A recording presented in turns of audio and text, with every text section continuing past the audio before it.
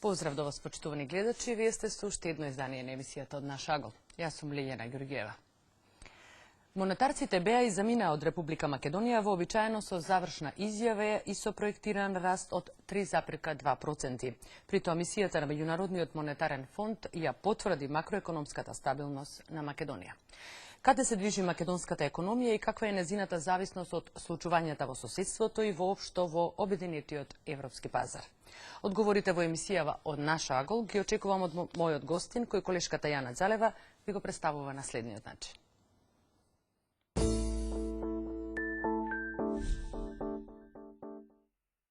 Професионалниот ангажман, особено во дејност која бара особено висока стручност, е основа за влијание од пошироки размери. Професор доктор Гливор Бишев ги има поминато сите скали што му овозможуваат да биде креатор во монетарната сфера.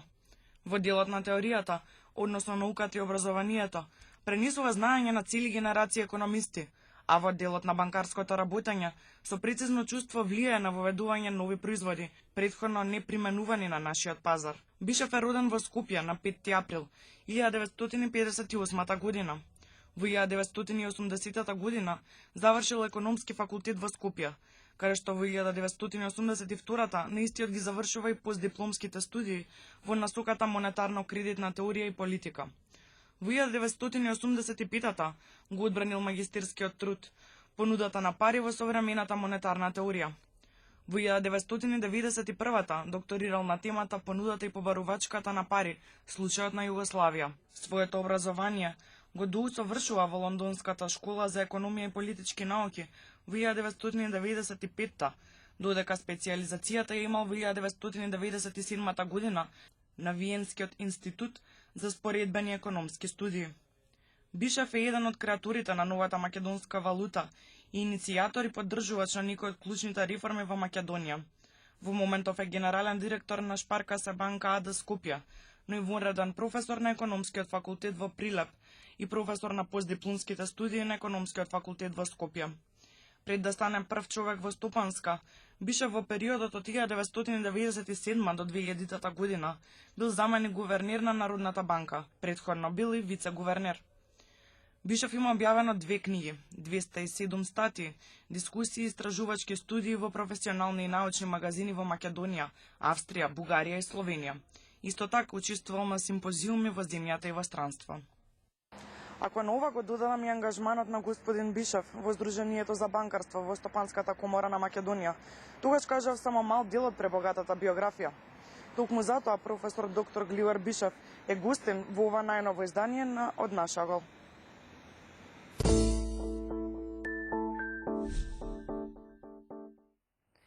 Па добро дојдовте, господине Бишев, во вечерашното издание на емисијата Од Наш агол.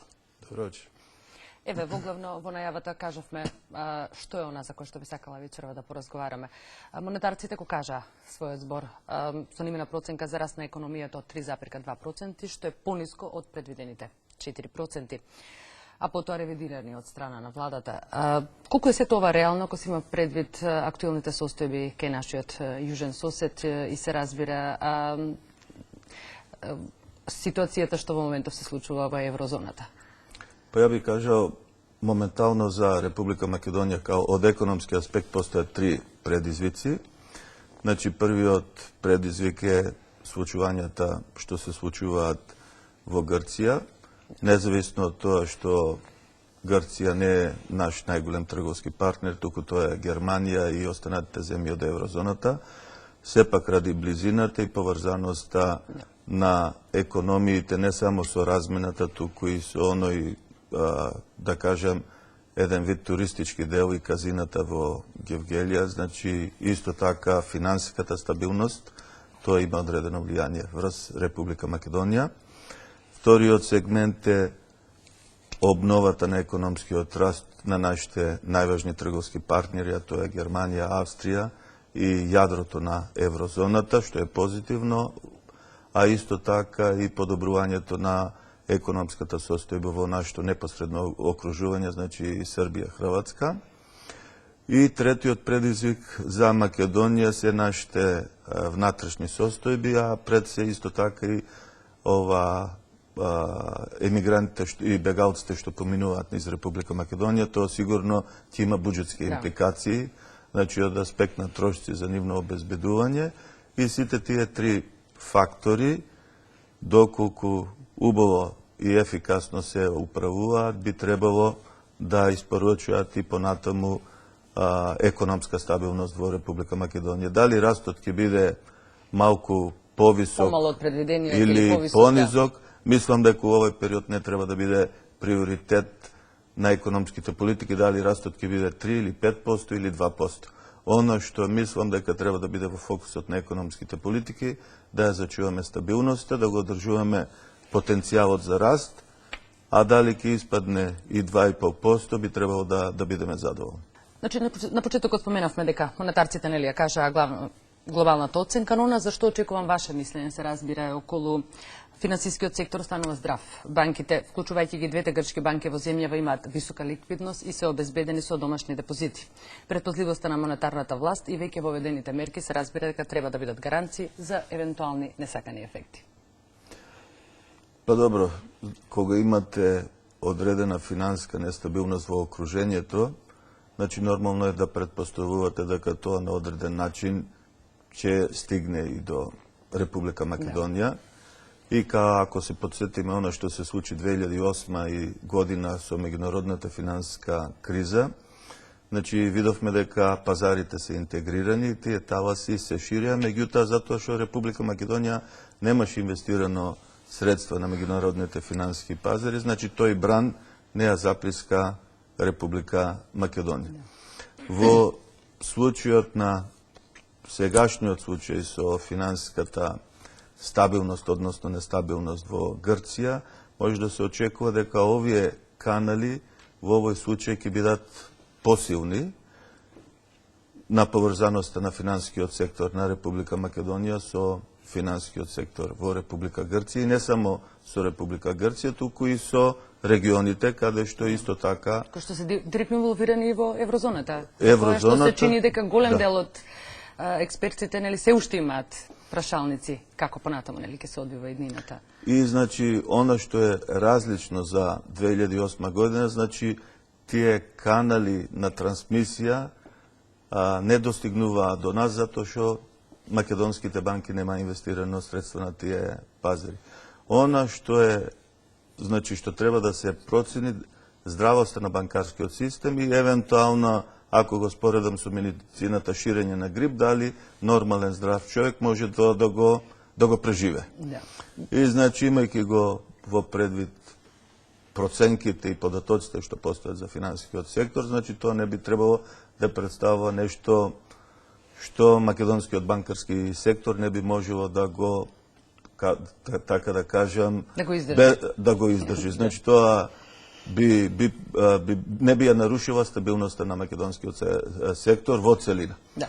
Меѓутоа, како теоретичар и практичар, сметате ли дека е направено доволно за да се амортизираат овие несакани ефекти?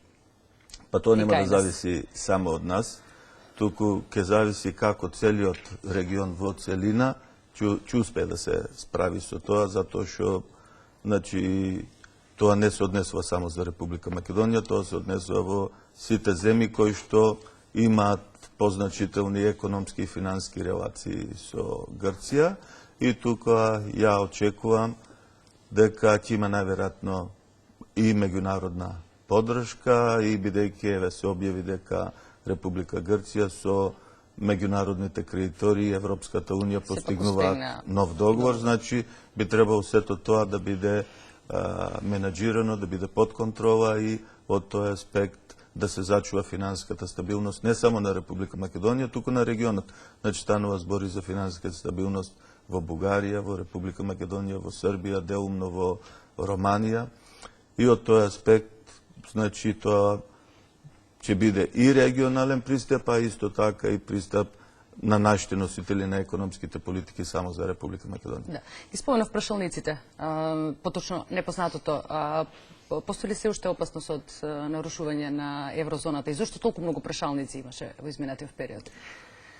Па добро, значи тука во прашање е кредибилитетот на еврозоната, исто така на Европската централна банка, на Меѓународниот монетарен фонд и тие не може да направат трет пакет за спасување, да биде неуспешен. Значи, од тој аспект, за да поставите вистинска диагноза и вистинска терапија, вие морате да детектирате во кој обем се нарушени финансиската стабилност и економските текови во Грција, колку финансиска поддршка е потребна за тоа, за да сите заедно и носителите на економските политики во Грција и во еврозоната да застанат за тоа и да направат успешен аранжман кој што треба да резултира во поголем економски раст, не само во стабилизирање на економијата, затоа што во овој момент невработеност испаѓа да е најголем проблем за Грција како национална економија. Да. Висок кредитен раст. Од каде доаѓа ваквиот потенцијал ако си имав предвид фактот дека немаме нови играчи во банкарскиот сектор? Па добро, она што е најбитниот фактор за Република Македонија, а тоа е увезеното штедење преку дознаките од странство. Значи, тие изнесуваат милиарди и 500 и некаде околу 17-18% од бруто домашниот производ на Република Македонија. И затоа, ако гледате, во Република Македонија не само што имаме висок кредитен раст, туку имаме исто висок раст на депозитите, поготово на населението. Значи, тие минатата година се движи околу 8,8%, а кредитниот раст изнесуваше исто така на населението околу 10,5%, а целокупниот кредитен раст околу 8%. Значи, од тој аспект гледаме дека има висока корелација и тука е битно банките тоа штедење да го прават ефикасно, да не го прават во лоши пласмани, за да може да резултира и во повисок економски раст на бруто домашниот производ и отварање на нови работни места. И странските инвестиции исто така се значени од повеќе аспекти кога зборуваме за економскиот раст, па се поставува прашањето како да има поголемо учество во тој раст домашниот бруто производ.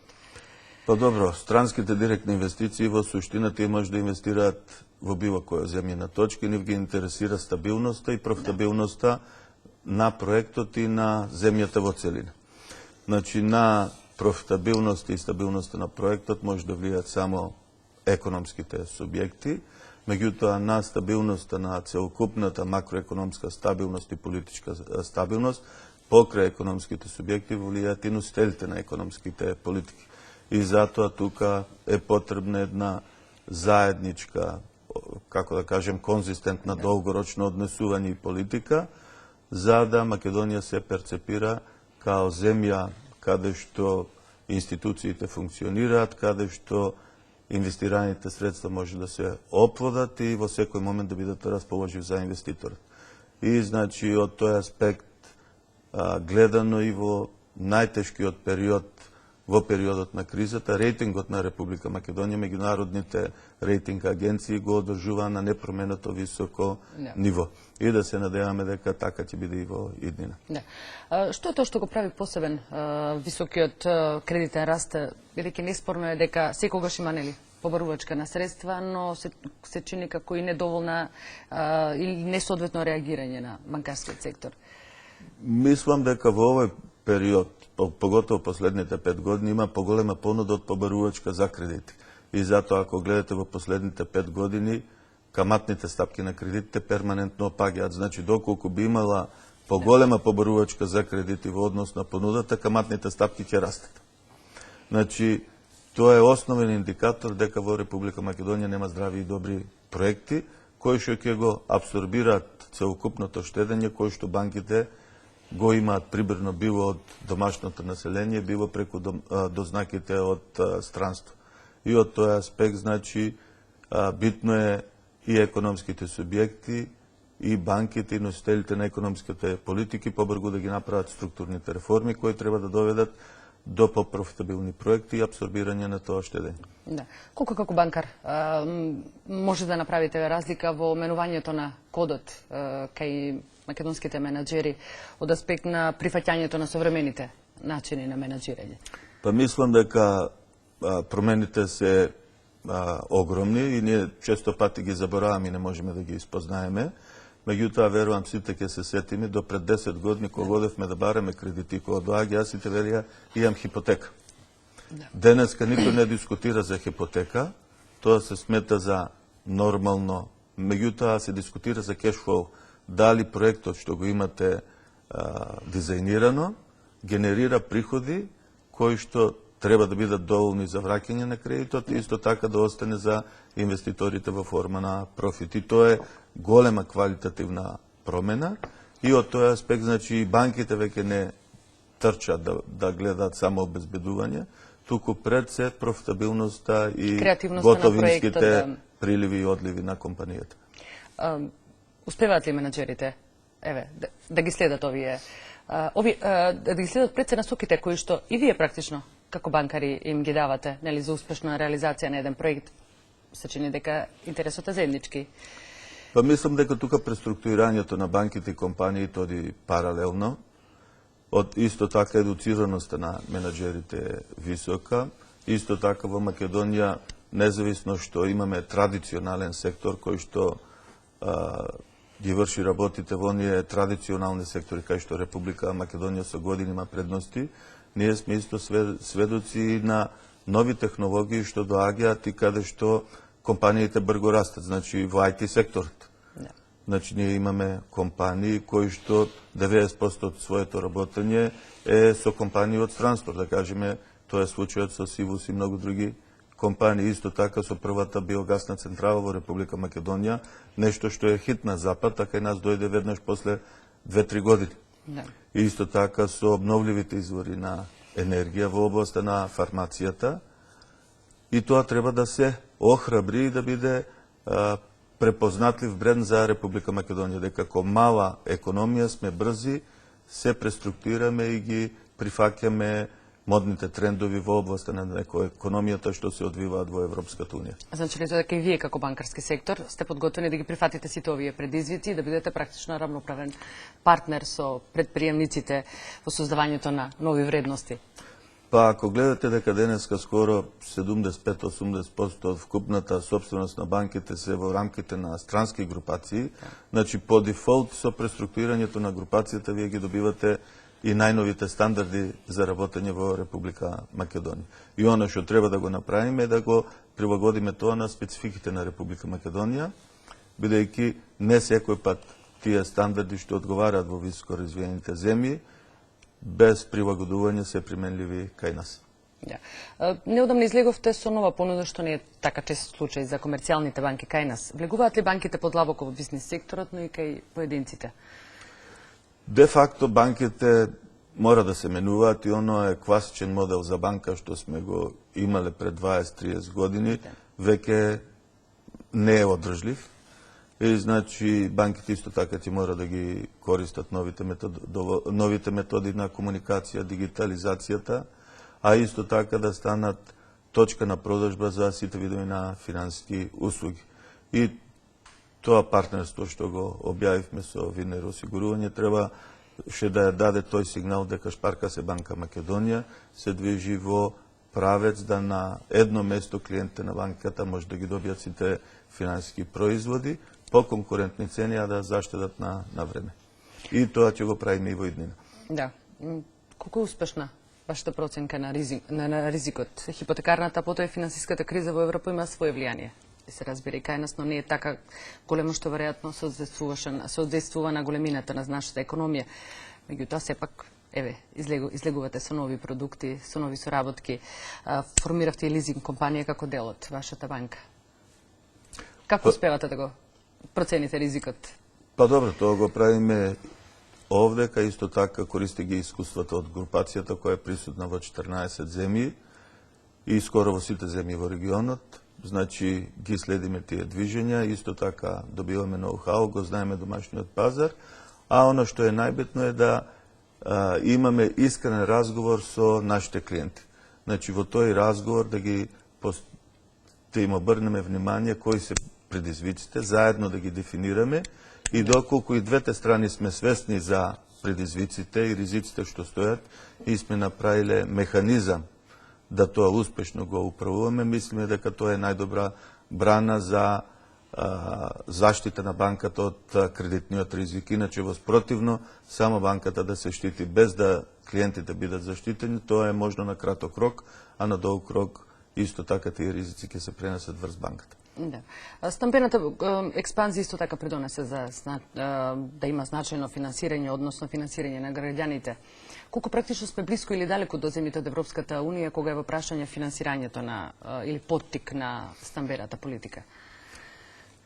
Моментално во Република Македонија мислам дека имаме најдобри услови за стамбените кредити и тоа не само во Република Македонија, туку и пошироко во регионот. Значи сме сведоци веќе да имаме стамбени кредити со фиксни каматни стапки од 8 до 10 години, рок на враќање 30 години и тоа е голем исчекор во однос на оно што беше пред година дена или пред 2 години.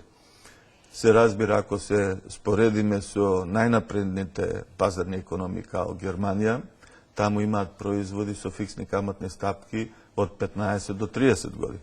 Да. Значи, кредитобарателот да може да знае однапред, да биде заштитен од каматниот ризик и да знае колку ќе му биде отплатата во целиот тој период. Меѓутоа, оно што треба да знаеме е дека таму исто има штедење на 15 до 30 години со фиксна каматна стапка. Значи, оно што денеска ние го имаме во Република Македонија, имаме стамбен кредит со фиксна каматна стапка од 8 до 10 години и домашно штедење со рок на штедење најмногу до 2 до 3 години. Значи, овде имаме геп.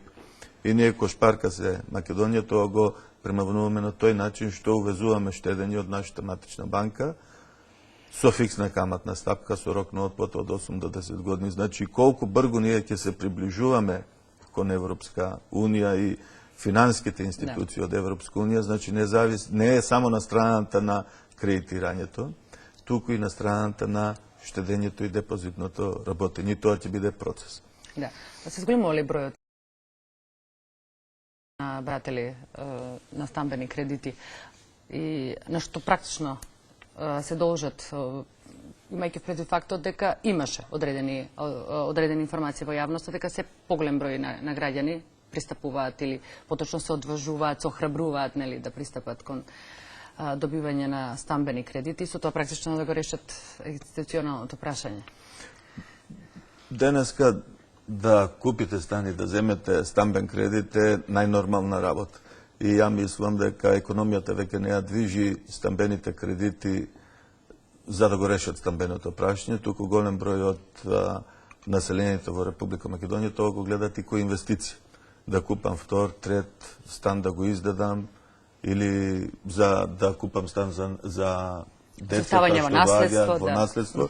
И од тој аспект, значи, ги попримаме карактеристиките на нормална пазарна економија, а се разбира, за оние кои што го купуваат првиот стан, тука е и проектот Купи куќа, купи стан, кои што со гарантираните каматни стапки и субвенциите што ги одобрува владата, исто така е голема погубност за тие што купуваат првиот стан.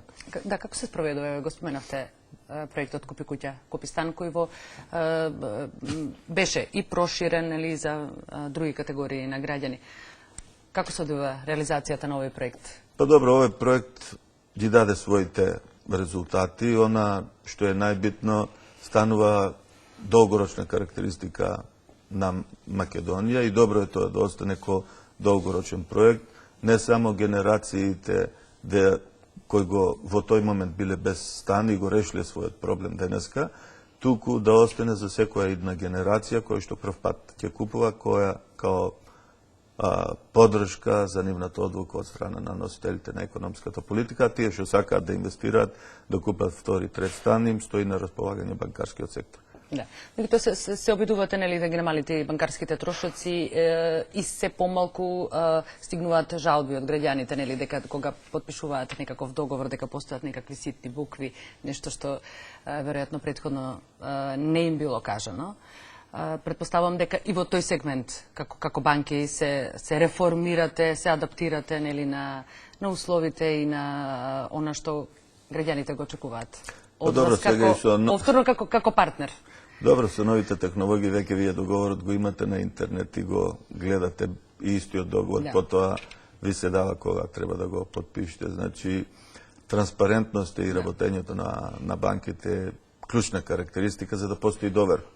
Инаку, доколку не сте транспарентен и не ги прикажете сите податоци, тога не сте партнери, немате доверби од тој аспект. Значи, сите банки во Република Македонија сака да го развијат тој партнерски однос и не само еднаш да влезете во банката, туку таа релација да трае на долг рок. Да. Депозитите исто така се одраз на довербата која што граѓаните ја уживаат, нели, поточно банката што ја ужива кај граѓаните. Каква оценка би имала сега? Па За добро, тоа каква е довербата на банките?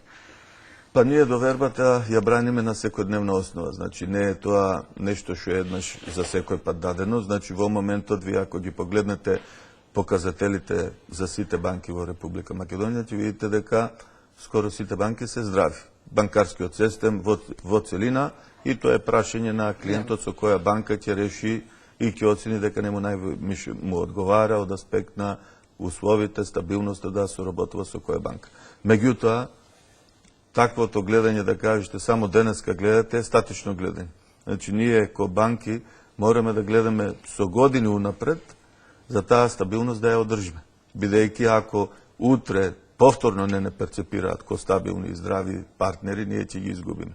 Така да тоа е постојана борба, постојана грижа на банките да останат стабилни, да управуваат со ризиците и од тој аспект верувам дека тоа добро го правиме и ќе го правиме и во иднина. Да, се чини дека се уште има мртов капитал под перница.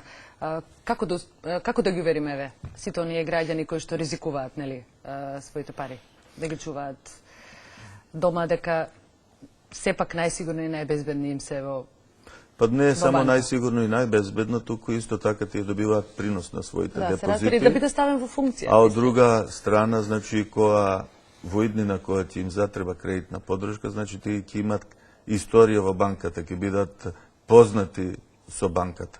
И од тој аспект, значи, сигурноста е само едниот аспект, а другиот аспект е да инвестирате во вашите релации со банката. Затоа што и вие која со некого не се познавате, а сакате да се запознаете, вие мора да потрошите време двете страни да се запознаете. И подобро е таа инвестиција да ја направите однапред, отколку кој ќе имате ургентна потреба за користење на финансиска услуга од страна на банката.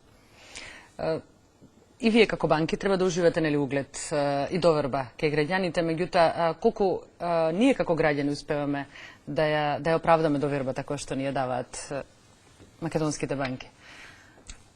Ја мислам дека по податоците кои се расположиви, македонскиот граѓанин на вистина е лојален, и исто така се грижи не само кога е депонент, туку исто така кога должи према банките.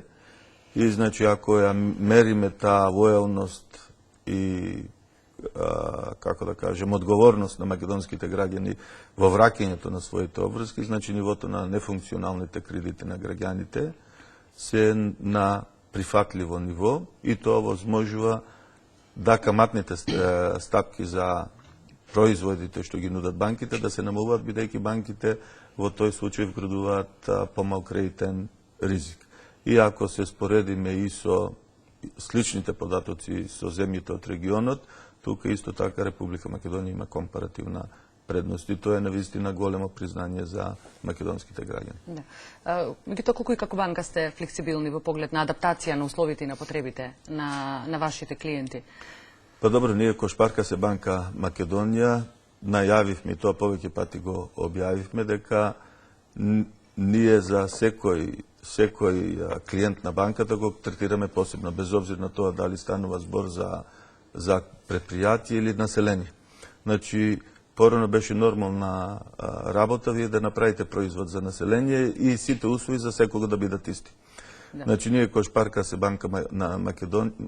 се банка Македонија и за населението, зависно од рейтингот на населението, имаме каматни стапки, имаме услови, имаме рокови за отплаки. И од тој аспект, третманот на секој поединец е на поединечна основа, врз основа на неговите ниво на доход, на неговата кредитна историја и на неговите потреби.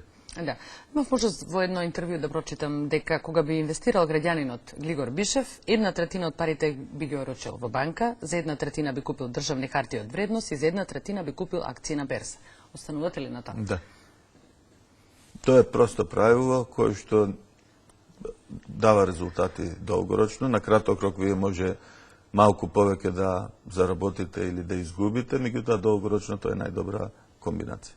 Во кој правец, еве, вие лично сметате дека треба да се развива македонската економија, за да рековме да ги постигнеме оние позитивни и поволни резултати, а се разбира и што помалку, нели, да ги почувствуваме налетите на негативните последици кои што практично се разбира не можеме да ги избегнеме и од соседството и од земјите со кои што во моментов најмногу сработуваме.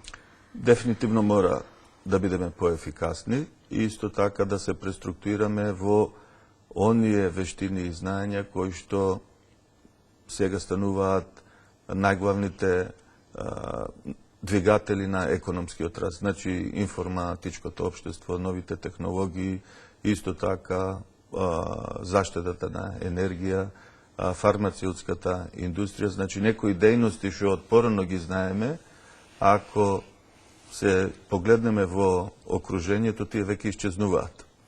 А во Република Македонија тие се уште абсорбираат голем дел од бројот на вработени лица. И значи ние ако не се подготвиме за новиото време што доаѓа, значи ние можеме да останеме со тие работни места кои што не се доходовни, Да. и на долг рок не ја забрзуваат економската активност во Република Македонија. И од тој аспект, значи, ќе мораме да ја смениме структурата на економијата, да ја направиме поефикасна, а исто така инфраструктурата значително да ја подобриме. Вие сте професор на економскиот факултет во Прилеп. Колку вашето практично искуство им го пренесувате и на вашите студенти и колку кај нив реално можете да видите капацитет дека по напуштањето на студентските клупи се подготвени да влезат во реалниот сектор?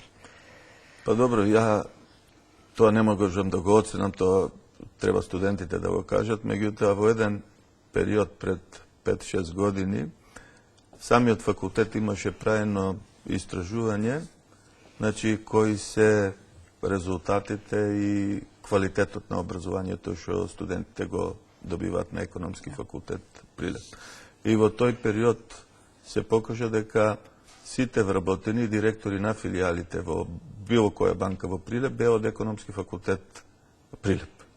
И тоа е големо признание за факултетот и верувам дека тоа укажува дека кадрот што тој факултет и предметите што ја таму ги предавам ствараат квалитетен кадар да може да ги задоволат потребите на регионот и на македонското стопанство. Има ли интерес кај младата популација за влез во банкарскиот сектор?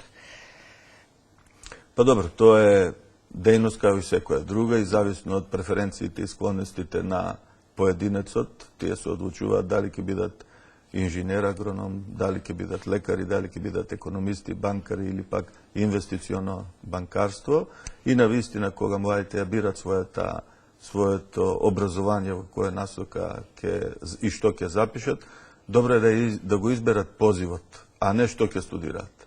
Значи, према позивот што ќе го изберат, потоа да изберат што ќе студираат и во која насока ќе се усовршуваат. Да, меѓутоа, често пати разговараме околу компатибилноста на образовниот систем и она што практично се наметнува како потреба од страна на реалниот сектор. Колку брзо можат да се адаптираат младите, да влезат и да се соочат со реалниот предизвик? Па добро, образованието е една од компонентите кај што независно што доста се направи. Што е оно што вие практично ги советувате, нели, како професор? Па добро, значи еве идните банкари. Во банкарството веќе се модели. Математика, пресметка на ризици, ова поврат на инвестициите, ова корпоративно управување и финансирање, значи оние што беше во минатото принцип на ликвидност, принцип на на солвентност, денеска се трансформира во математички пресметки. И од тој аспект, на тој начин ќе се одвиваат и промените во другите занимања, во